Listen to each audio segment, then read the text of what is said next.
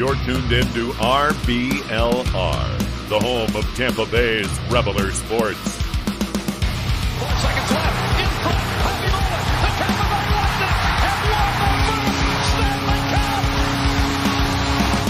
And the Tampa Bay Lightning have won the Stanley Cup. Lightning strikes twice. The Tampa Bay Lightning win their second straight Stanley Cup.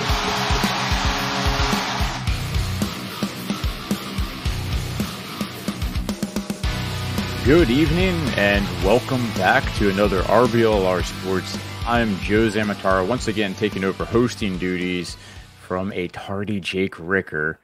Joining me is Matt Gann as always. This week we finally actually have some Lightning news for you. And after that, we'll discuss some of our favorite Lightning players that were not acquired through the draft. But first up, Matt, how you doing today? I'm just peachy, Joe. Always glad to be back. Happy to be here. It sucks Jake can't be here, but thank you for taking over hosting duties. I think you do a terrific job. So I appreciate you, man. Yeah, again, heart of the off season. It's feeling like a real long summer for the Lightning. I'm glad we got a little trickle of news with some new numbers coming in. So do you want to dig into that? Yeah, I think it's kind of cool seeing some of the new guys that are going to be on the team, and they actually have numbers. And this is actually, thanks to our partners at the Bolt Report. They put out the tweet regarding this, so I'm taking the information directly from them. But first off, Gunsel is going to be wearing. I'm going to present these as the previous player that held that jersey number. Give our people watching a chance to see if they can remember what jersey number these guys had. And if is your first time watching on the show, thank you for joining us. Make sure you hit the like and subscribe as well as the notification bell so you can hear every time that we go live. But first up is Jake Gunsel, and he's going to be wearing the number that Jake Dotchin last had, worn in 2018. All right. Then we also have Cam Atkinson. His number is going to be one that Boris Tkachuk had in 2022. J.J. Moser is going to be wearing Matt Tompkins' old number, who wore it last year in 2024. And Gergensen's got Jack Thompson's number, who was again worn in 2024. So Jake Dotchin bringing up a guy that, man, I wish he was still wearing a number. If he didn't kind of fail out a little bit physically, I think he still would have been a good NHL defenseman. Yeah, he kind of had a sad career. I don't know if you can call, making the NHL and, being a solid member of a lineup for a little bit, a sad career, but it was a sharp fall off. A sad end? I guess. Yeah. Just kind of a simmer out. He got traded or signed to the Ducks after his Lightning tenure and just failed the team physicals. He put on a lot of weight. I thought he was fine while he was here. It's sad that his best moment or most notable moment, I guess you could say, was the spear by Brad Marchand on him, if you remember that way back when. But a bit of a sad way to end the career. But yeah, I thought he was solid when he was with the Bolts, wearing number 59 way back when. So yep, Gunsel's going to be wearing that for us now. I expect to see a whole lot of 59 on the ice, and probably will be one of our marquee players for years to come. Moving on to Atkinson, he's going to be wearing Tkachuk's old number, which is number 13. Also notably worn by maybe someone that will be brought up a little bit later as well. J.J. Moser has 90, and Gergensen 28. So that's the big Lightning news for the week. What we have been looking forward to is just some sort of stimulation regarding the team. So, it's better than absolutely nothing like we've been sitting on for a few weeks. I didn't know that. Dotchin playing on Jágr's team was at Kladno in the Czech Republic. That's kind of cool. Oh, I guess he's still playing professional hockey then. They're not in the leagues yet where you have to pay to play like guys like me. We monitor how much each league costs and fees are for our AVV. But coming up, I guess we'll move right on to our next topic, which is really just going to be going over some of our favorite Lightning players that weren't acquired through the draft. These are guys that we've either picked up through free agency or through a trade, or just were completely signed undrafted. And kind of the point of this is these are guys that would have developed outside of our system that we saw, or that the Lightning saw as somebody that would be valuable, and indeed proved valuable to the team. So do you want to, since this was your idea, Matt, do you want to start off with some of your favorite hits? We'll go ahead and list, I guess, a guy for 3 forwards, 2 D-men, and a goalie. Well, so do you want to do this draft style? Like, I'll make a pick, you make a pick, I'll make a pick, or? Sounds perfect to me. So another question. Are we doing it like at these players' peak, or like when they were with the Lightning?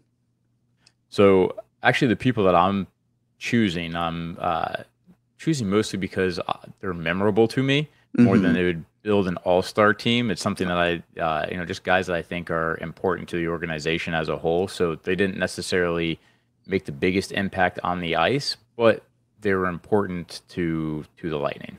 Okay. All right. You can blow my team out of the water by getting a bunch of sluggers. That, isn't going to be who I have. See, I just had a couple, ideas in my head. Gergenson's jersey would be crazy. I support it though. No, I had a couple of players in my head who, I was going for the skill, not so much the memorable aspect.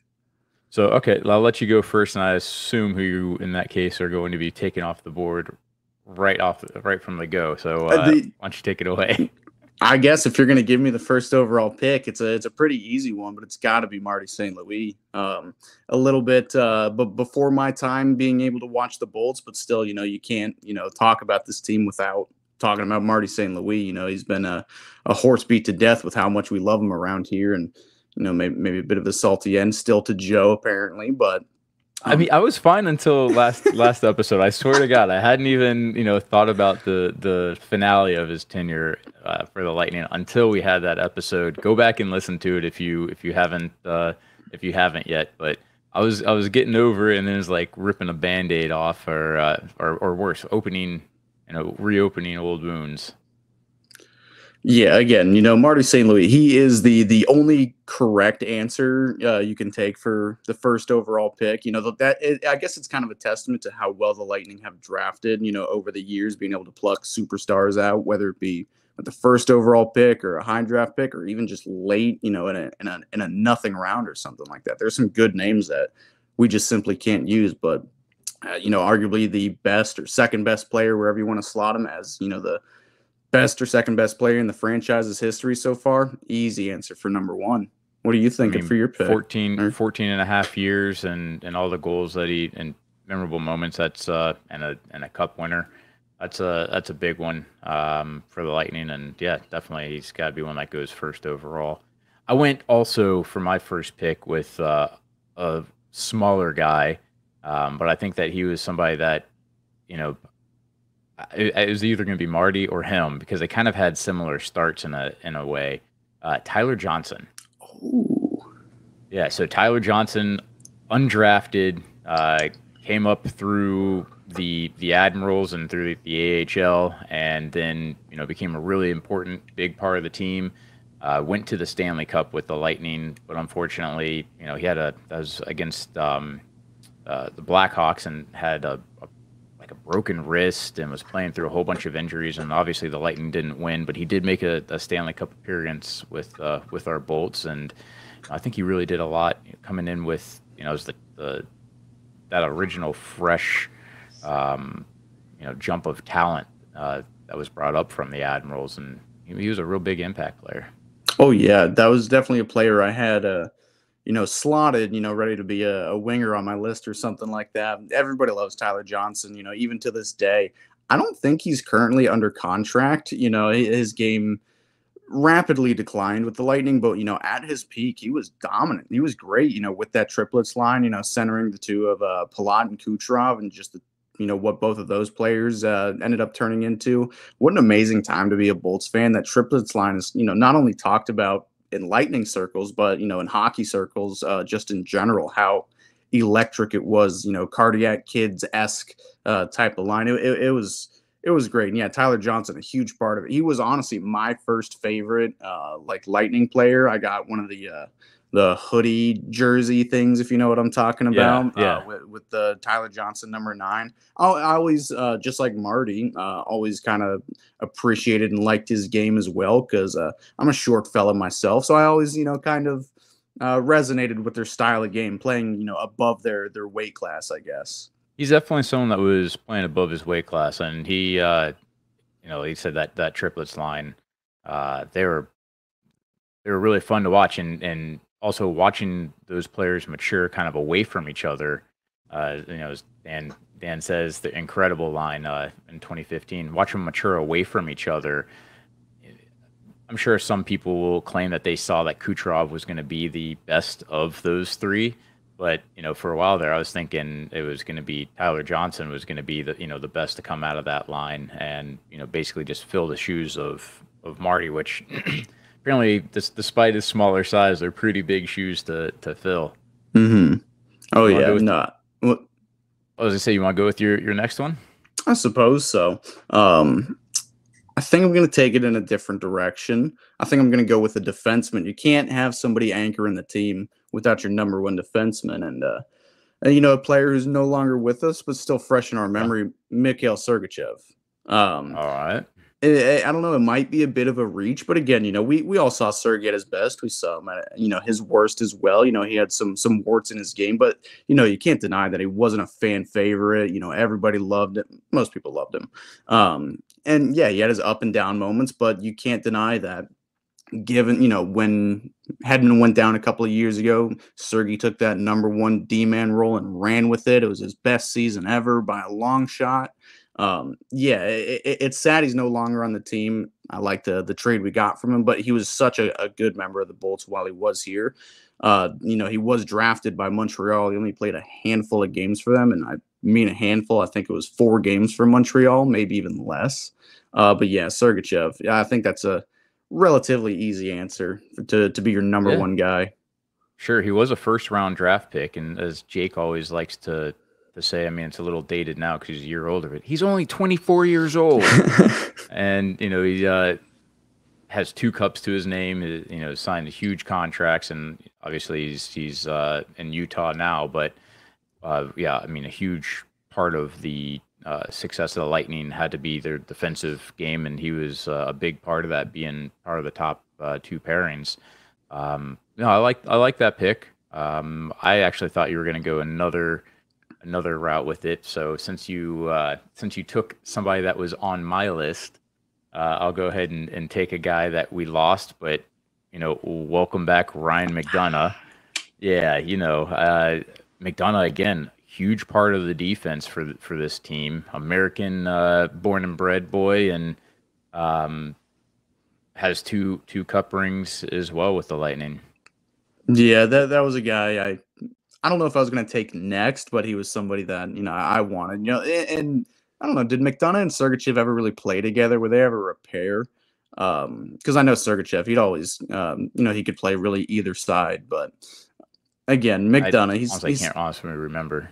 They might have been together at times. I'm sure it's, a few shifts, but I don't know that they played that much because they didn't like having Sergachev on the right side as much. Mm-hmm. Anyways, still, just a great pick. McDonagh, we can go on and on about him like we kind of did, or I kind of did last week. Still a relevant player too. He's very, very welcomed back for this team. Again, just he brings such an immeasurable presence to the team, whether it be leadership or just great play on the ice. He does have, admirable intangibles that his game provides, again, that you can't, quantify or qualify.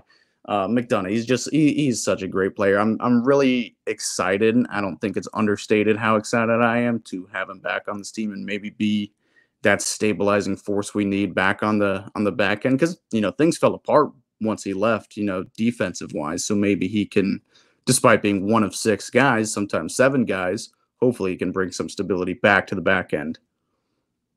And that's something that we definitely need, because the Lightning have kind kind of taken a step away from that and have had some defensive struggles. You can blame it on the system. You can blame it on injuries, but either way, getting him on the back end there is going to help regardless.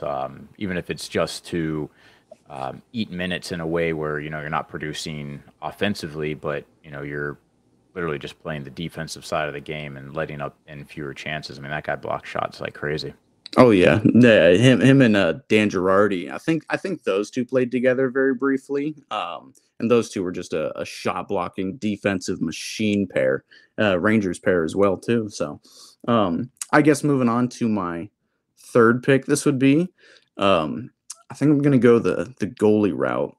I might be taking one person on your radar. There, for only being two of us here, there's two good options, but I'm gonna be going with Ben Bishop here. What was Daniel saying? I missed it. You post that back up. Dan just posted, should a goalie have gone pick one over Marty? Don't feel like there's been a lot of great goalies added throughout the years. But I mean, for ones that, the way that I'm doing this draft in terms of the biggest impacts to the team as a whole, not necessarily just for one season, I think it's hard to minimize the presence of Marty, just how much he did in the area and the community, and just as a player in general for the club. But yeah, you're right. There have been some really important ones, and yeah, that's a big pickup that you just listed there, Matt. I mean that we talked about it quite a bit last episode too, where that started to mark the time where we it was kind of like the end of our major goalie issues, where we were having big goalie issues for I don't know, for 6-7 years there. Oh yeah, no, and it's going on a decade now, really, since that. I guess it's over a decade now. When did we get Bishop? 14, or was it before that?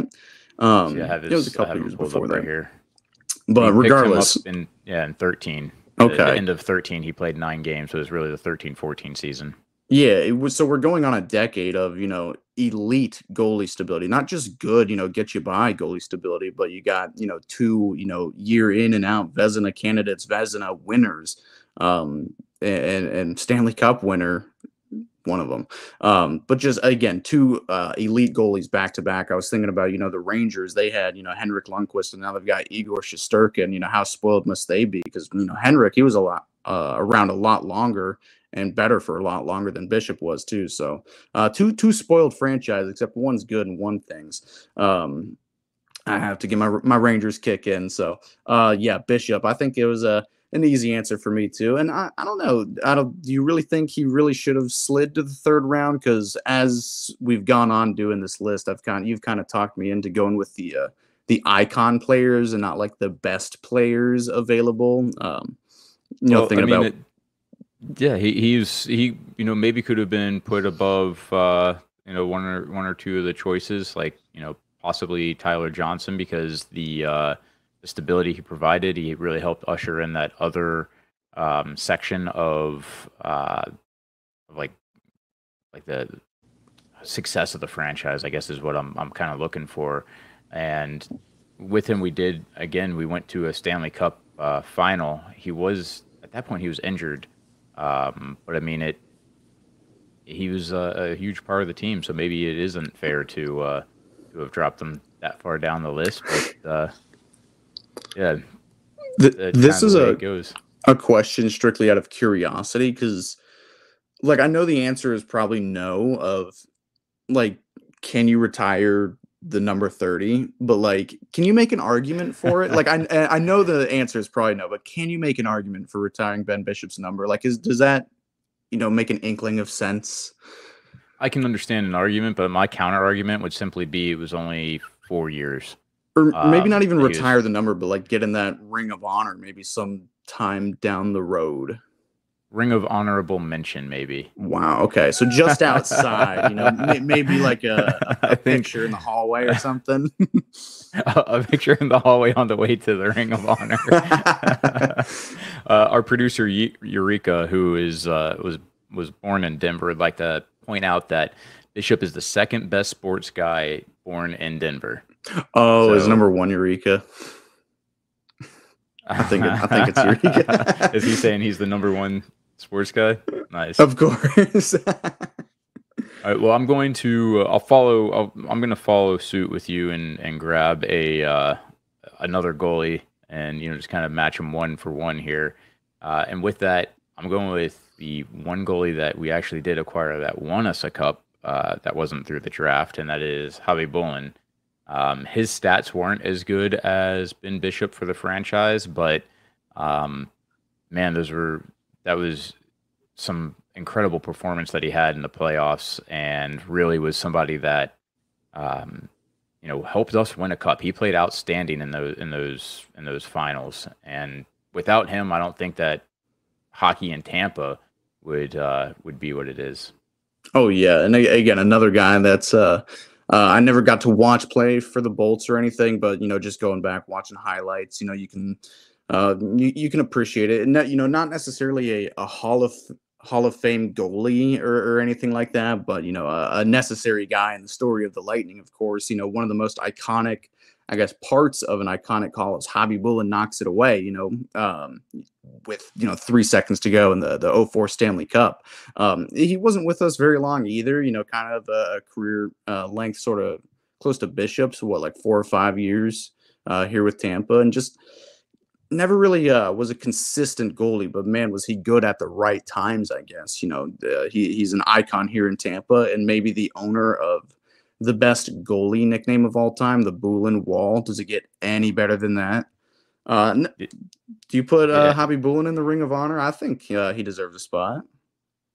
I mean, it was an electric performance that he put up, and I could see it because it was our first cup. The first cup is so important to a franchise. It's something that once you have your first, you're always a winner.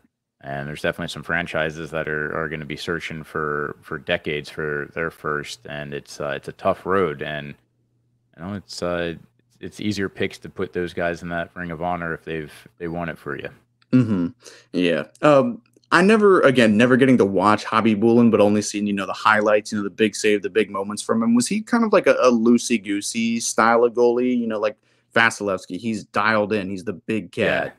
So Vasi, from what I understand, and we've seen pictures, kind of grew up idolizing Javi Bullen as another Russian goalie, and he, I would say that he would be extremely dialed in. He always had this thing that he would do with his eyes. I'm not going to try to imitate it, but it was he would just have some crazy eyes during Javi Bullen or Vasi? Javi Bullen. Oh, during like the TV timeouts or right before a puck drop, he'd just do some eye stretches, I suppose, maybe just open his eyes up more, and he looked insane when he would do it. But my buddies, really one buddy, and actually go ahead, Eureka, and post that last one from I Like Collectibles. We used to call him Swiss Cheese Boy because he would let in some softies during the season, and it was a tag team performance with him and John Graham that actually got us through that season.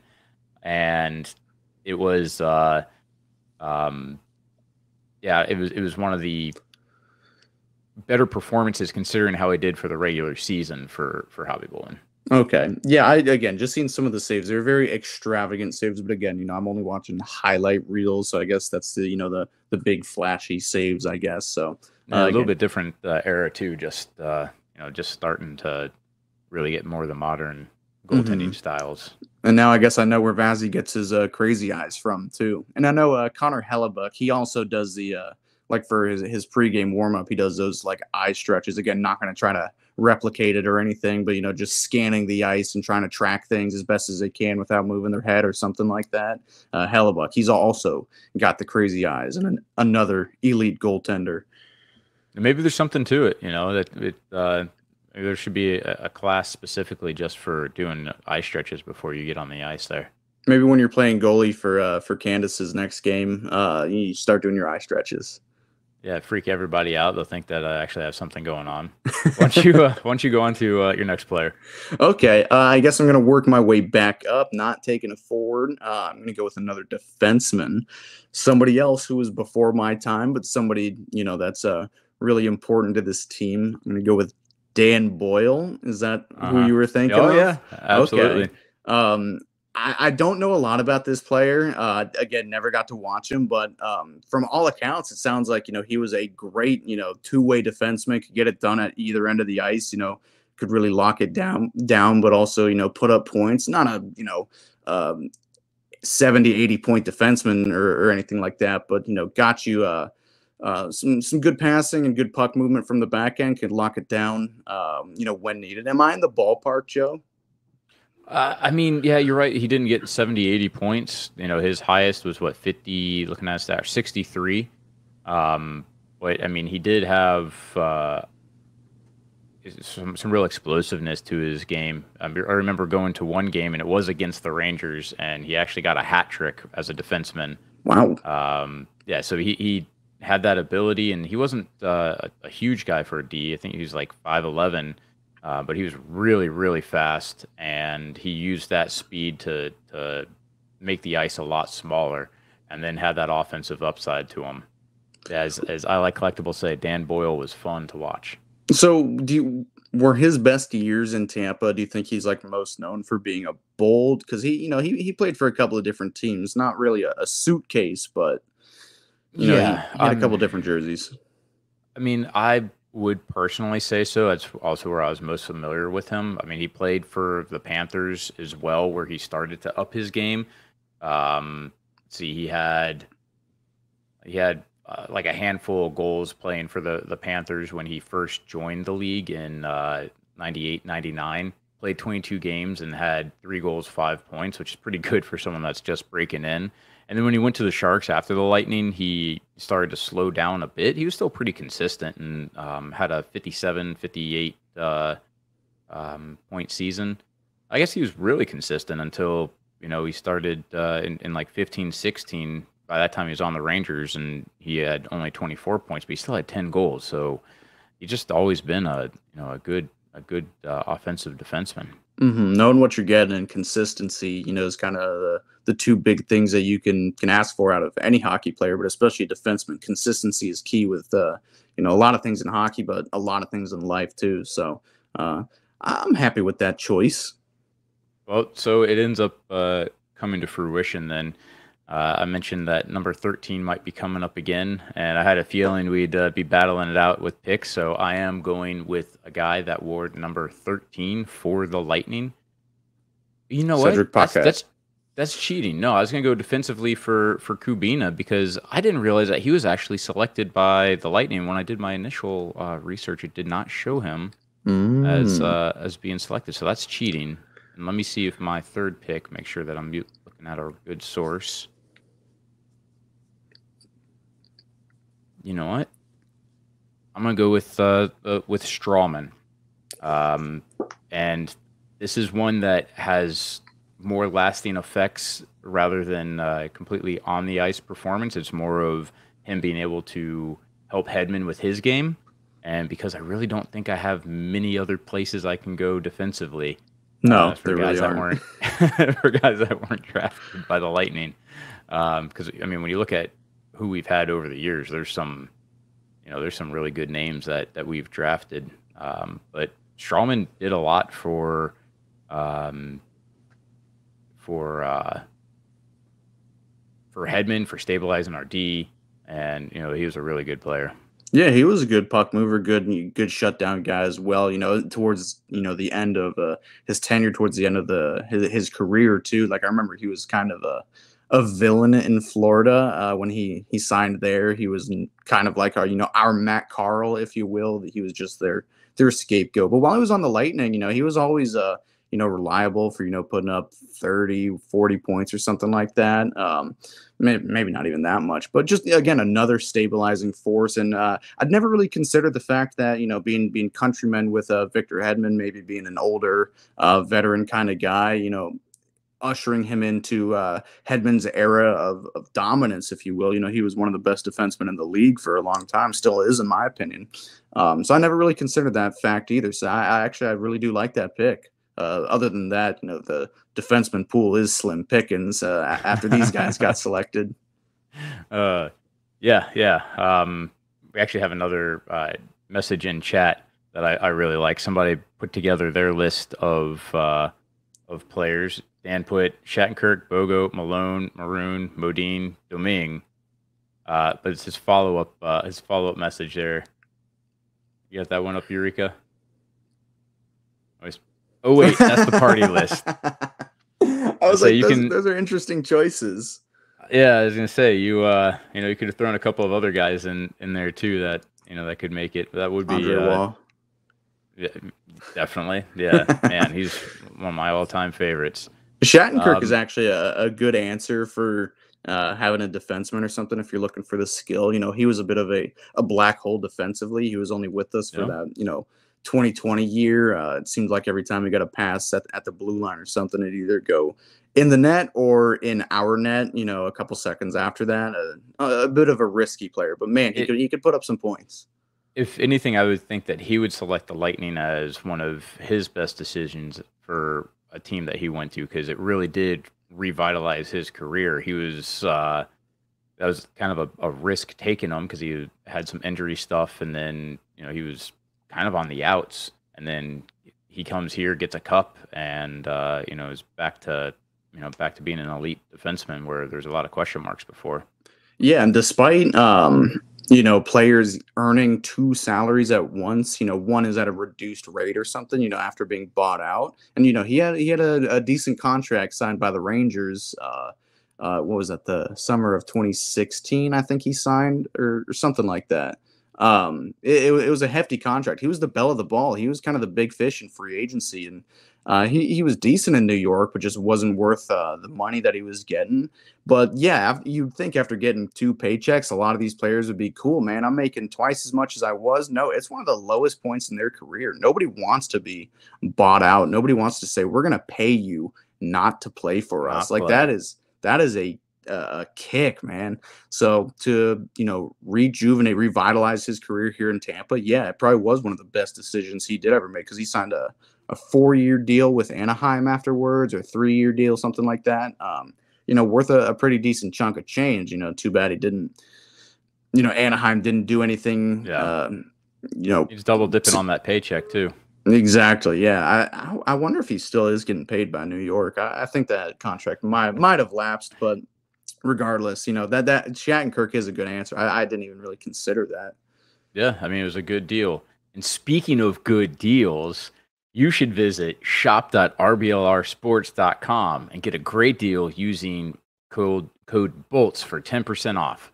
We have team-inspired merch, some unique gear that you'll only find here. So visit shop.rblrsports.com and look like a baller. All right. One thing I forgot to add, too, is that Shattenkirk is the second best defenseman the Lightning acquired after a buyout from a New York team. Do you have any idea who the first is? It's Bogo. Second best? I was going to say it has to be Bogo, right? Yeah. Bogo's just the best acquisition a team's ever made. So, but both times? Anytime. All right, so how about you? I think we have both two forwards left, right? Yes, we do. And again, like I was saying earlier, you've kind of talked me out of, just going for the best player, I could really think of, or something like that. I'm kind of going for the fan favorites. And that was somebody, with offensive upside too. Somebody who I think should currently be a captain of a team. He's got every quality you could ask for. And that's one Yanni Gourde. He's a guy that we all tremendously miss. And, he had some great seasons with the Lightning. His deal was a little rich. His production was kind of up and down, but he was a guy that you could never accuse him of not trying. Again, we always use him as the bar, the example of what a good, 200-foot player should be. Defensive and can put the puck in the net. Tenacious, punching above his weight class. Yanni Gourde is the gold standard for that kind of player. Again, he's the guy that we always use. Now it's kind of turning into like Brandon Hagel or something like that. But Gordo, what he did for this team and what that third line did as well, being able to put up the points that he did do. Undrafted, I think he, signed at the age of 26 or 27. Like he was just trying to look up is when he was actually signed. Yeah, like he's in his 30s now, but again, he's just a heart and soul, kind of guy. He's somebody who I would vote for as, being the captain of the Kraken. He's a fan favorite over there too. Quickly won the hearts of Bolts fans, quickly won the heart of Kraken fans too. Everybody loves Yanni Gourde. I don't think I've heard a bad word spoken about the guy, especially since he's left. Yeah, I mean, just in the smile that he always had on his face, you know, even if he was getting into it with some of the other players on the ice, just had that devious smirk that he'd always be wearing. And he also is, you know, a shorter player. I have him listed at 5'9". I thought he was a little bit taller than 5'9", but he's not a big guy, but did well for the Lightning. And definitely a guy that has some absolutely iconic moments for the Bolts and even off the ice. You know, I'll never forget that boat parade that was absolutely washed out and like raining, and he somehow found like it was just a dolly, you know, that you would probably put a trash can on or something. So it's just 4 pieces of wood and like a square with 4 wheels underneath it, and he was basically surfing in the pouring rain, just being an absolute ham. Having fun during the celebration, and I mean, there's so many pictures of him holding that cup. That yeah, definitely a great choice. He was definitely the king of the rally, maybe not the parade, but the rally, air quotes, afterwards. He was the king of it. One of my favorite moments from that rally was that was such a good day. I maintain that's probably one of my best top 3 days of my life. You know, even with it being rained out, but. It was chaos. It was absolute utter chaos. You know, once that storm came through, and once the players started coming out, it just amplified everything by a billion. Oh, yeah. And then there were the like the light towers, you know, for the TV cameras, whatever. They were putting the spotlights, you know, headed towards the stage, and you know, the players kind of started coming out, you know, throwing their beers, doing what they were doing in the pouring rain. And there was one dude that was climbing one of those light towers, and immediately cops were like, nobody get down. I don't know if he got detained, arrested, whatever happened or anything, but no more than 2 minutes later, Yanni Gourde gets up on the same tower, and the cops are like, I'm not going to be the guy that's getting him down. So I thought that was really funny because I was like right there, you know, maybe, you know, 20 feet from that tower. And again, none of the cops were even just kind of. What's crazy too, though, is that wasn't just like a rainstorm. That was a really intense thunderstorm that came through. With lightning was really pounding outside, almost as if the gods were celebrating the victory as well. And probably isn't the safest thing to be climbing, not just from a falling aspect, but be a horrible end to a fun celebration if one of those would have gotten hit. Mm-hmm. Oh yeah, no. I was like after the lightning had passed, and then the lightning could come and have fun. But yeah, no, that storm, it was more than just your summertime afternoon storm. That was little. I like how you said, you know, the gods celebrating with us.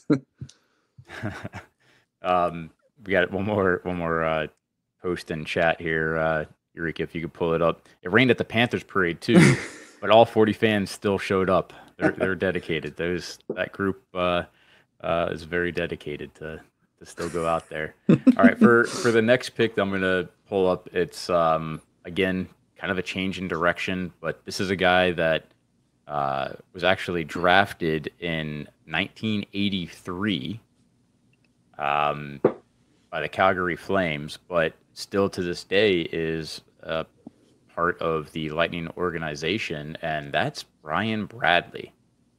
And I mean, basically from day one, he has been part of this team, continues to be part of the team, and you know, a person that had at least one 40 goal. His first season with the Lightning was a 40 goal season. So even though I personally don't really remember him playing that much, just more highlight reels than actual games, because his last game was in '98. He's somebody that has kind of been like a heart and soul guy for the Bolts. Yeah, there are a lot of players on this list that I never really got to watch, but was he ever a captain at any point? He was just an alternate captain. Okay. I don't believe he ever was an actual captain. Hey, wearing a letter is still, you know, an impressive feat at any stretch. But yeah, Brian Bradley, I didn't know he was I knew he was a good player for the Bolts. I didn't know he was ever a 40 goal scorer for us or anything. I didn't realize it was that long ago that he played for us. 98 being his last year in the league or with the team. Both. Wow. Okay. Okay. Both, Was he a career Bolt? No. So he was I guess drafted not, by. if he's on this team, Calgary. You said. Yeah, he was drafted by Calgary, and then played for the Canucks a few years. Then a couple years with the Maple Leafs, and in those years, it doesn't look like he had more than he had a 19 goal season with the Canucks. But then once he came over here, he had a 42 goal season that first season with the Lightning. Then a 24 goal season. So I mean, he was a really good player for the Lightning, and sometimes the only good player that the Bolts had. Yeah, I guess you could argue that he might be the best player, in the 90s for the Bolts. Those were some real tough years. I guess if you had to encapsulate a decade, with one player, I guess that guy would be Brian Bradley. All right, well, you want to move on to your final pick? I do, and this is one that actually I'm shocked neither of us used this. Like, you should be shocked too. Everybody watching this should be screaming at their, whatever they're using to listen or watch this. They should be screaming, but like you started and like I started getting into with, being icons and important members of the team, instead of going for, a great player. Why not both? He was only here for a really short time, but you cannot argue his importance. He has a statue out front, Dave Andreychuk. I don't know how either of us skipped him, but again, just another guy who you can't write the story of the Tampa Bay Lightning without mentioning. He was the captain of the first Stanley Cup winning team in Tampa here. Relatively, he was pretty old at this point. It was maybe who was it? Ray Bourque lifting his cup in Colorado, and then Dave Andreychuk finally getting his cup here in Tampa. It's just a notch below that. Yeah, before Andreychuk raised the cup, he was at the time the player that played the most NHL games without having won. Wow, I didn't know that. And he's got he's got a Hall of Fame career. Is he a Hall of Famer? He's got to be. Because at a certain point, up until a couple of years ago, he was the all-time. He's a NHL Hockey Hall of Fame. And he was great with multiple teams. He wasn't just good with the Lightning and good with this team. He was great with Buffalo, with Toronto, with Tampa. At a time, he was the all-time power play goals leader until a guy named Alexander beat him recently. Dave Andreychuk. I'm shocked. I was able to take him with this last pick, and I'm a little shocked at myself that it took me this long to realize. Yeah. A little disappointed in myself for actually I didn't consider him, which I think I was looking elsewhere, especially considering who I have as my last pick instead, because Andy was a heck of a player for the Lightning. Two things I remember most about him was his backhand on the penalty kill before the new scoreboard was put into place. I remember that he could actually lift his backhand to clear the puck over the scoreboard. Wow. Almost like Napoleon Dynamite. He'd throw a pigskin clear over the mountains. He could actually do it, though. He'd lift that thing so high. And the other thing is I got a chance to meet him, and his hands were just massive paws.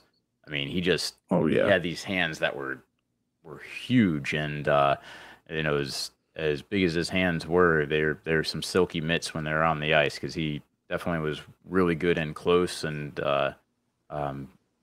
good with his stick work. I guess you'd call him like the archetype of like what you want in a power forward.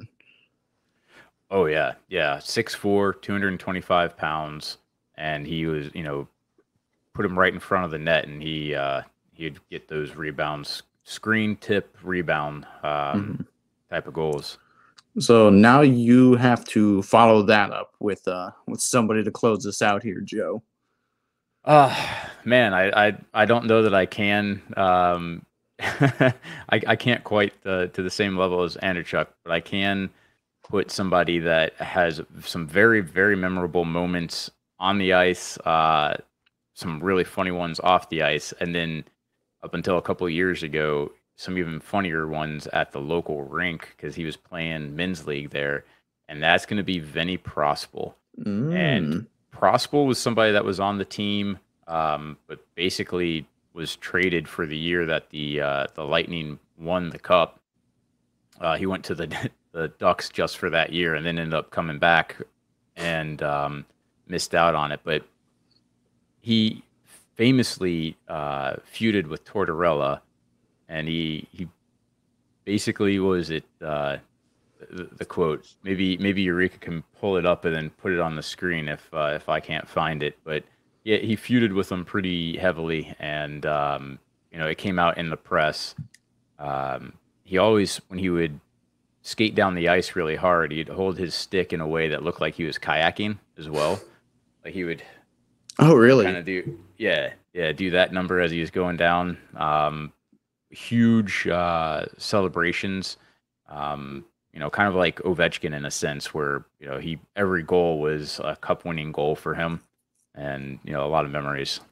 Okay. Yeah. Again, I don't know how many times I can say this. I'm really showing my young age with how I never got to watch these guys or anything like that. So I really don't know a whole lot about them other than, again, to watch highlights. But there is something about Rick Peckham calling a Vinny Prospal goal that is just very cathartic and satisfying to me. It just sounds correct. It sounds like it belongs. A Rick Peckham calling any goal is just, again, the gold standard. I think he's one of, if not the best play-by-play guy ever. But a Vinny Prospal, Rick Peckham called goal just hits. It just hits differently to me for whatever reason. It just sounds like it belongs.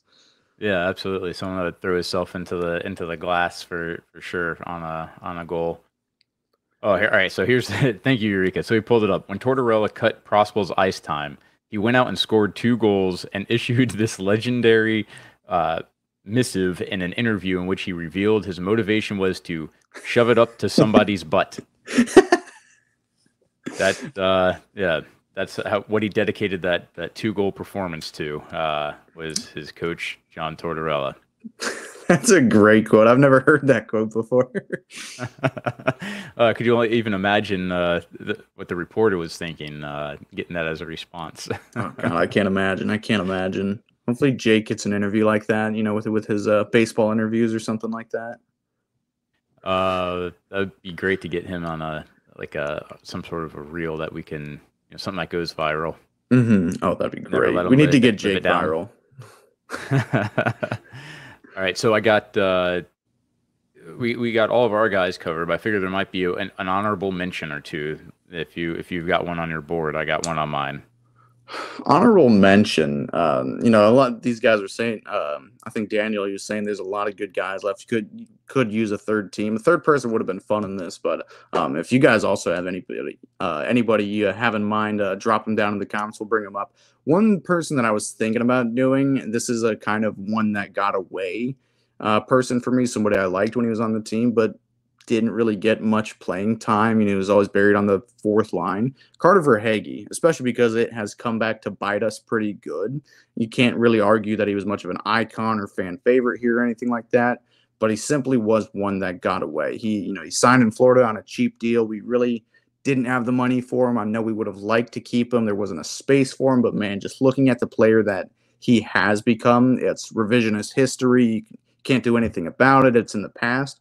He is one that got away. I like him as a player. I liked him back then, and I really like him currently. He's a mainstay on my fantasy team. He's always a bargain bin find. You can find him, on the waiver wire sometimes. So, again, just an underrated, great player. I'm happy he's flourishing in Florida. It's sad that it's at the Lightning's expense. So he's an honorable mention for me. Did you have anybody in mind? Someone that I brought up last show as well, Frederick Modine, somebody that was, again, a cup winner with the Lightning. And although he's only here for a few seasons, really, he's somebody that played a huge part in that the chemistry on that team. So I think he's a guy that ends up being kind of an iconic player for us. So let's go back through our picks real quick. Starting with yours, you had Marty St. Louis. Oh, here we go. Perfect. Marty St. Louis, Yanni Gourde, Dave Anderchuk on defense, Sergachev and Boyle in net. We have Bishop. I mean, that's a strong team. I like that team. Whoever drafted that team is probably pretty smart, handsome, and good at the hockeys. That's I wouldn't argue that. I mean, that's great. It's a great selection. All those guys are definitely legendary on there. And then for my set, we've got Johnson, Bradley, Prospel on defense, McDonough, and Strawman. Oh man, you even got the character above the A there. That's great. And the Bulin wall, Hobby Bulin. So if you're watching, what do you think about these selections? List your own favorite players and definitely put in some of your favorite memories. And I think that there's definitely a few players that are left on the board that we could have mentioned. It's fun to bring up some of the guys that kind of get missed in these lists because we go with the ones that have been drafted by the Lightning. Mm-hmm. Yeah, again, some that even in Daniel's party message, his party lineup, there's some good players again being Shattenkirk and all that too. There are some really good players, but this is also again just a testament. Oh my God, we got the news banner down there too. That's crazy. Breaking news: Matt's team smokes Joe's team. No, kidding. But again, it just kind of goes to show how well this team has drafted, through the years, finding diamonds in the rough like Nikita Kucherovs and Braden Points, Andre Palat's and all those guys. And then getting the hits with the first overall picks. We've done pretty well on the first overall pick, or like the really high picks with Stamkos and Hedman and but also Vinny Lecount. Really, really, really well on some of those later picks. Later picks, oh yeah. And some scouting, which we definitely need to do an episode on the history of scouting with the Lightning. Maybe that'll happen sometime soon. You got to come back next week or maybe the week after that to find out. You just got to keep tuning in to RBLR Lightning if you want to be a part of that show, because we will do it. And thank you very much for tuning in. We definitely appreciate it. Make sure you have subscribed on YouTube. Again, hit the notification bell so you know when we go live with these episodes and you can join in and chat. We really appreciate all the messages. It keeps it fresh and fun for us, as well as seeing you guys talk to each other in there. So thank you very much for watching. As always, go Bolts.